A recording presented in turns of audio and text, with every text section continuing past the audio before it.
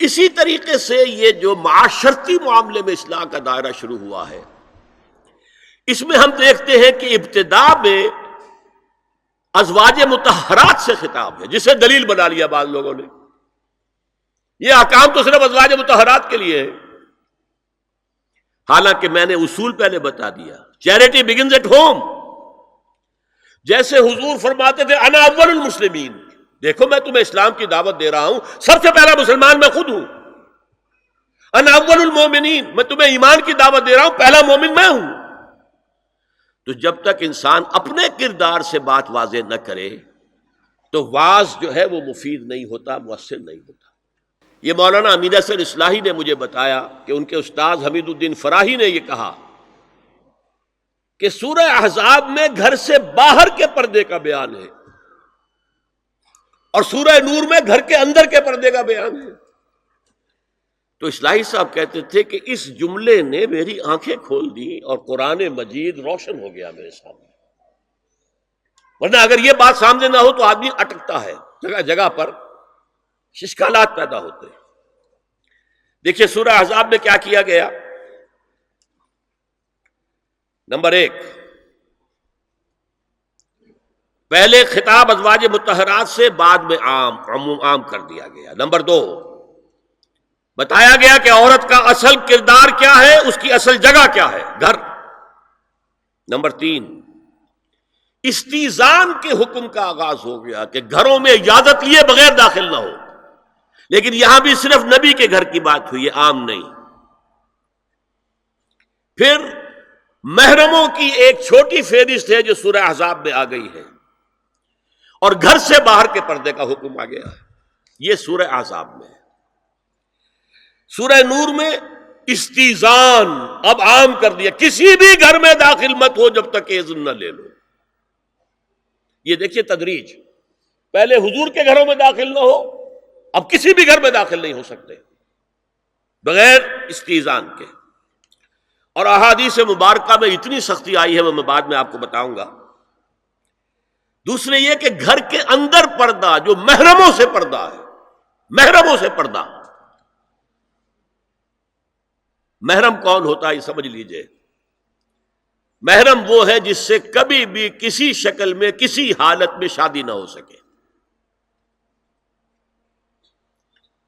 اب ایک آدمی جو ہے اس کے گھر میں فرض کیجئے کہ ایک بہن ہے، تو اس بہن کی دوسری بہن سے وہ شادی نہیں کر سکتا، اگر وہ بیوی مر گئی تو کر سکتا ہے کہ نہیں؟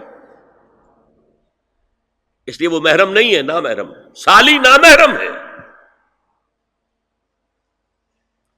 آپ کا بھائی ہے، اس کی بیوی ہے، بھابھی ہے آپ کی، آپ دیور ہیں، بھابھی سے شادی تو نہیں کر سکتے، لیکن اگر بھائی کا انتقال ہو جائے تو آپ شادی کر سکتے ہیں۔ تو شادی ہو سکتی ہے تو وہ محرم نہیں ہوا، وہ نامحرم ہے۔ محرم صرف وہی ہے جس سے کبھی کسی حال میں شادی کا امکان نہ ہو۔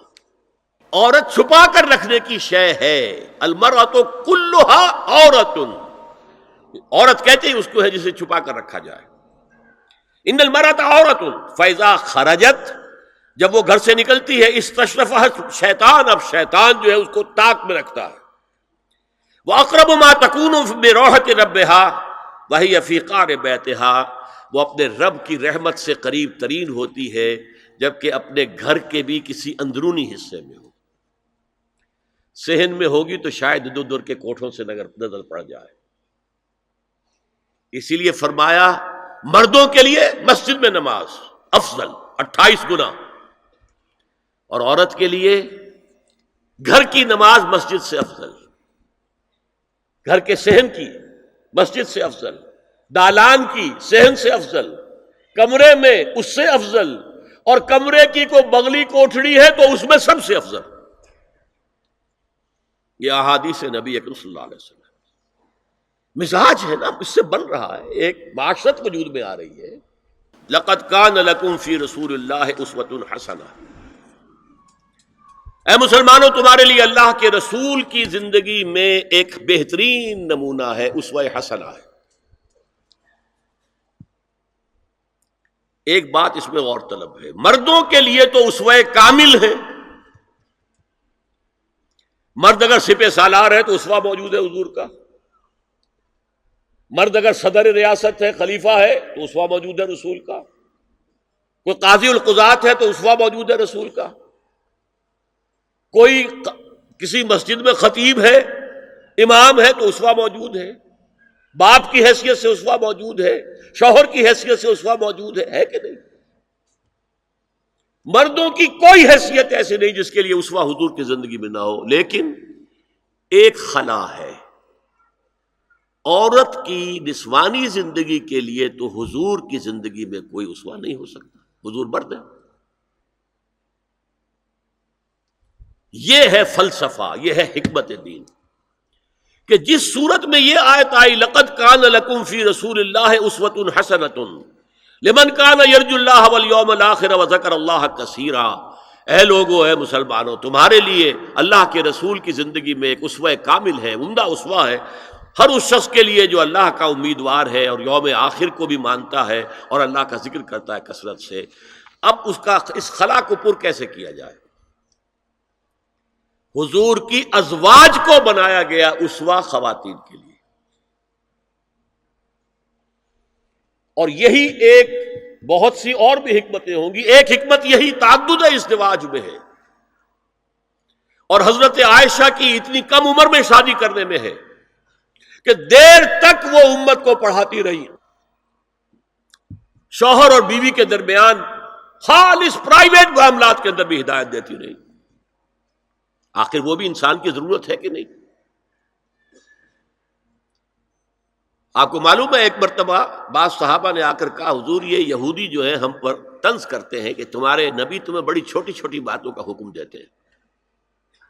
آپ نے فرمایا کہ ہاں، ہمارے نبی نے تو ہمیں استنجا کرنا بھی سکھایا، بجائے کسی کمپلیکس کے، انفیریورٹی کے، سپیریورٹی کی بات کرو۔ استنجا ضروری شے نہیں ہے، گندگی سے نجات پانا ضروری شے نہیں ہے، طہارت ضروری شے نہیں ہے، ہمارے نبی نے تو استنجا کرنا بھی سکھایا۔ تو تعلق زن و شو کون بتائے گا؟ حضور بتائیں گے کسی کو؟ ازواج کو ضرورت ہوتی ہے، بڑا مسئلہ ہے، روزے میں کہاں تک جا سکتا ہے انسان؟ آخر کون بتائے گا؟ ازواج مطہرات نے بتایا۔ هي الحلقات تحفظني بآيات من القرآن، هي الحلقات تملأني بحب المصطفى العدنان، هي الحلقات تحفظني